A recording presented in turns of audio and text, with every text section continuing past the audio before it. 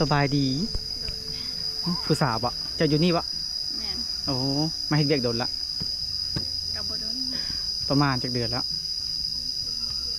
เดือนที่5 เดือนผู้สาวทั้งใดนี่ต้นคพลคำนี่บะำแม่นโอ้ไอขอไทยฮุบได้บะโดยได้ยับเข้าใกล้ๆอีกนะ2 สาว1 2คนตอนนี้ฮอดแล้วเด้อทุกคนฮอดทางเข้าปากถ้ำกองรอทุกคนตอนนี้กำลังไปขัว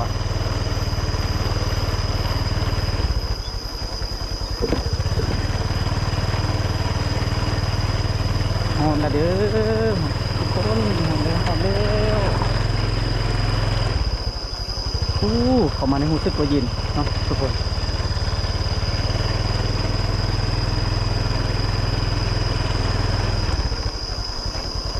พาท่านผู้ชมเลาะบึงเนาะ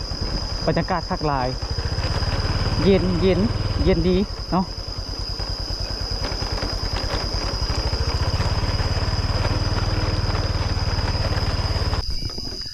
งานห่อเรียบร้อยบาทนี่ทางนี้ทุกคนนี่ท่านจะเขียนว่าฮอดแล้วบ้านนาตาลสถานที่ท่องเที่ยว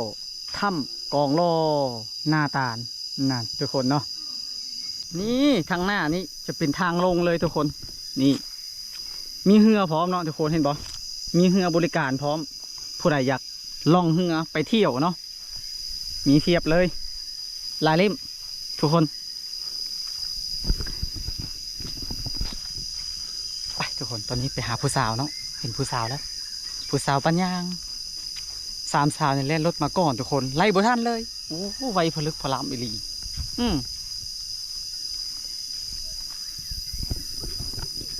ไปเบิ่งผู้สาวเนาะ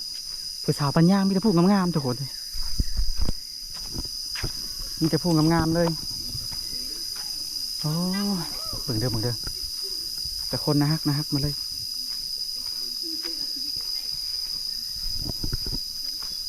ไปรีอยู่ไซส์สิเจ้าเมื่อกี้นี่เบอร์รีอยู่ไซเคยว่ารถจักรสิเจ้าบ่ว่าจังไดดิว่าคนบ่เห็นบ้านนี่โอ้ยซื้อเทแล้วซื้อยังเจ้าซื้อเทกี้สาวกี้เนาะซื้อเทเห็นตลอดทุกคนเลยหากว่าบ่ฮู้ซื้อแล้วโอ้เหงื่อกำลังขึ้นมาทุกคน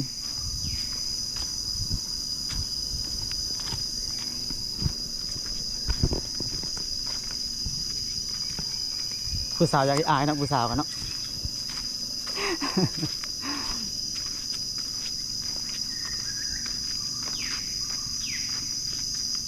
ปันได้ยังเอาผัว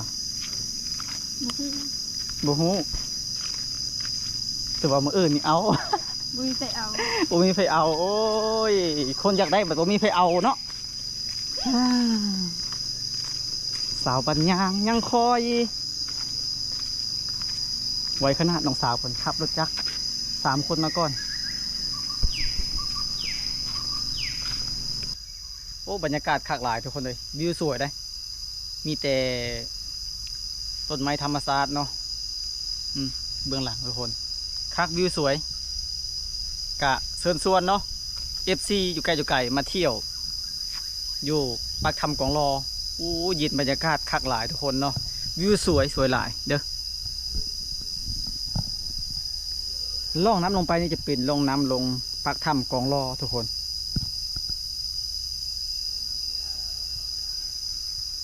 ไอ้นี่เหือใส่บริการผู้ใดอยากล่องลงเบื้องถ้ำเบื้องหยังกะบริการ24 ชั่วโมงว่ะประมาณนั้นทุกคนเนาะ สถานที่เนาะเบื้องแคมป์พูดเนาะทุกคนเนาะจะมีห้างขายเครื่องพร้อมเด้อทุกคนเด้อห้างขายเครื่องพร้อมเพิ่นขายกระปุ้นข้าวเปียกข้าวเพอขายเสื้อผ้าพร้อมทางนั้นเนาะนี่เป็นห้างขายเครื่องทุกคนเนาะเป็นห้างขายเครื่องเห็นป่ะหลายห้างเนาะตอนนี้เรากลับไปบ้านพักก่อน มันพักรีสอร์ทมีบทสัญญาณโทรศัพท์เจ้า เฮ้ยโทรศัพท์ดับเดี๋ยวใครมาเลย ไขหมดแล้วโอ้ยไขหมดแล้วป้าเห็นผู้สาว2 คนพบเนาะขอเบิ่งก่อนตามมันก่อน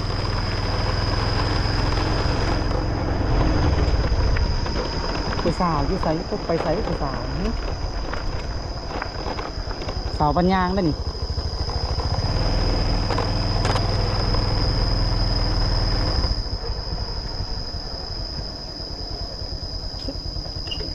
เห็นจักผู้สาวไปใส่เนาะเมื่อกี้นี่หันจักผู้สาวไปใส่บ่เห็นซ้ำ โอ้แดดฮ้อนแท้แดดฮ้อนแห้งเนาะสิเจ้าเนาะโอ้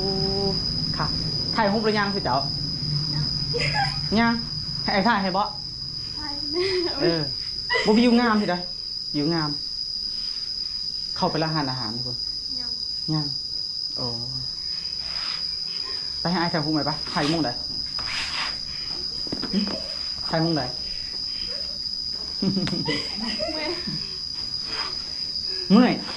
สิจะพบผู้บ่าวปะหึบ่อย่ามาพบผู้บ่าว เป็นปุ๊บ ผู้บ่าวอยู่ไสเมื่อกี้นี่ผู้บ่าวอยู่ไส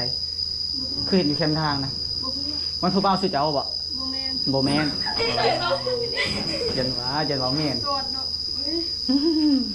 โซทิดอกมา3 คนเนาะมา3 คนเขามาจะเคือแล้วมาลินบรรทัดนี่เขาเคยมาอยู่บ่ มาจื้อ ปีนี้ได้มาอยู่เทื่อละปีนี้ สอง 2บ่ โดย 2 เทื่อพออีกเนาะยับเข้าไปใกล้ๆอีกมา2 สาว1 2เอาไหม1 2เอาอีกหุบนึงเอาลงมือป่ะนี่เฮ็ด2 นิ้วก็ได้ไหนๆก็ได้1 2 โอ้มาดิเล็บเสียบ 1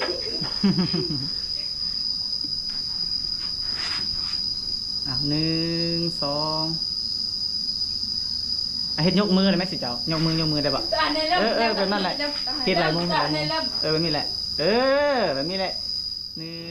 2อันนี้งาม เดี๋ยวเราทำยอดที่ละตามนั้นเลย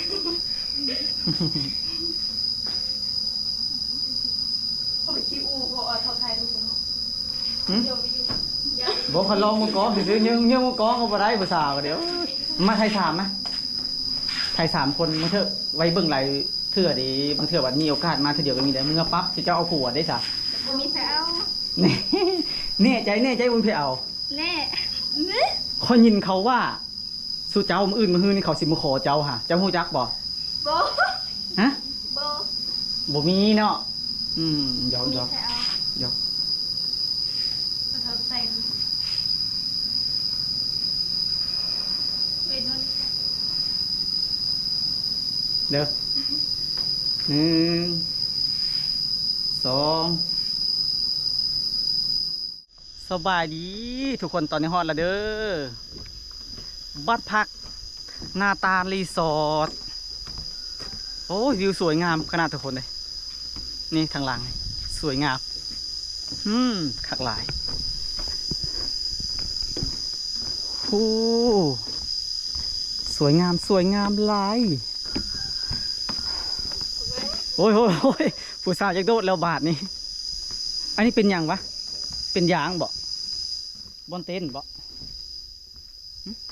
โอ้โหบ่พี่โจ้ โอ้บนนอนลิ้นบ่ ตาเล โอ้ ย ขึ้นมาสู่แห่งเย็นคักเนาะ ลูกเรียนลูกไข่ทุกไข่เนาะ โอ้คักหลายบรรยากาศเนาะทุกคนเนาะคักหลายมีดอกไฟพร้อม อันนี้เป็นบอนเต้นบ่บนนอนจะนอนแล้วบ่เนาะฮะ ได้ปะ นอนบ่ได้ บ่นอน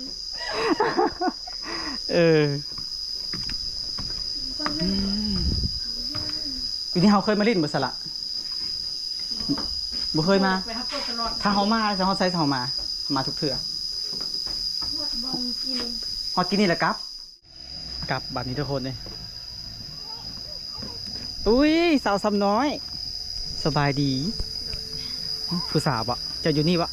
แม่น โอ้มาเฮ็ดเวียกโดนละ กับบโดน ประมาณจักเดือนแล้ว 4-5 เดือน ที่5 เดือนผู้สาวทั้งใดนี่ ต้นค พลคำนี่บ่ ำแม่น โอ้ไอขอถ่ายรูปได้บ่ โดยได้ มาถ่ายอยู่อ่ะฮะขอถ่ายรูปกับน้องสาวคนก่อนทุกคนเลยน้องสาวยังนี่ เอาวะ แม่น เอาหวาน น้อง คนนี้ ว่าเจ้า อ๋อตัวหวาน ซื้อวัน แม่น โอ้น้องวันเนาะเจะอยู่บ้านนี่เลยเนาะ แม่น ขายได้ไกลๆเนาะเขานอนอยู่ใส่ซะทำไมเดียว เอาเมื่อนอนบ้าน มานอนบ้านน้องตัวเล่นแล้วเมื่อ แม่น ตอนเช้ามาแต่เช้าๆเลยจักโมงเขามาจ้ะมาให้เดียวตอนเช้า 7 โมง 7 โมงตัวเล่นจักโมงกลับ 9 โมง 9 โมงตามเต้เนาะเวียกแล้วก็เมื่อเนาะ แม่น โอ้สาวพันโพน คำ โพนคำเนาะ ไปกลับบ้านนี่กลับบ้าน ตอนนี้เราอยู่ที่บ้านพักนาตารีสอร์ททุกคนเนาะตอนนี้กินข้าวแล้วอิ่มแล้วเดินทางกลับหน้ากายคือเก่าท่านผู้ชมเนาะป้า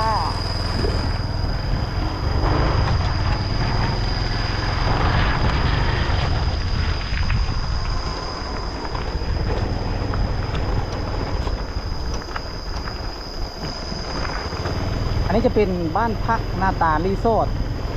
เนาะปากถ้ำกองรอเนาะทุกคนตอนนี้เราจะเดินทางออกจากบ้านพักเมื่อนากายแล้วบ้านนี้เนาะขาออกจากบ้านพักนี้ไปทางกลับเมื่อนากายเราเป็นบ้านโพนคำเมื่อกี้เราก็เจอสาวบ้านโพนคำสาวบ้านโพนคำน่าฮักทุกคนเนาะ